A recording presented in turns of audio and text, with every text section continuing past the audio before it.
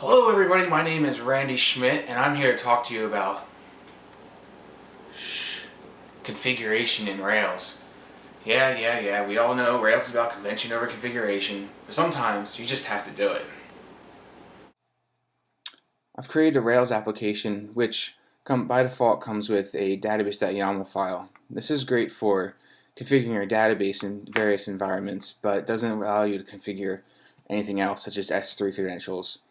In the past, I've used constants in the application or a separate YAML file to do this.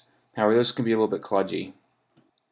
The best way I've found to configure a Rails application is to use a little plugin by Luke Redpath called Simple Config. I'm going to install it as a plugin in my little application, and then use a rake task that is built into the plugin to generate some files for myself. That rake task creates a bunch of files in a folder in config settings. Application.rb is for your default settings, and then you can override settings in the various environment files. It also creates an initializer called configuration.rb.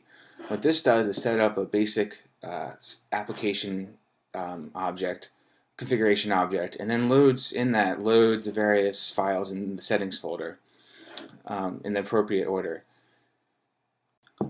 To demonstrate, I'm going to set some S3 credentials in as default settings in my application.rb. The way you do this is you basically set a key and a value, and then that key will be available as a method on the configuration object. Here you can see we're going to be accessing the access key ID that we just set up.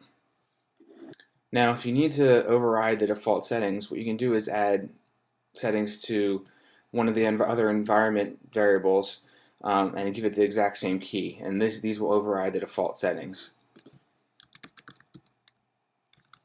Now when I access the access key ID, I'll get the development value. The last great thing about Simple Config is you can set up a local.rb file with your local development settings in it. This is great because most development environments vary from one to the other. Just make sure that you ignore local.rb in your version control system because you don't want to be clobbering other developers' configurations. I've found Simple Config to be a big help in all my Rails applications, and I hope it'll be a big help for you too.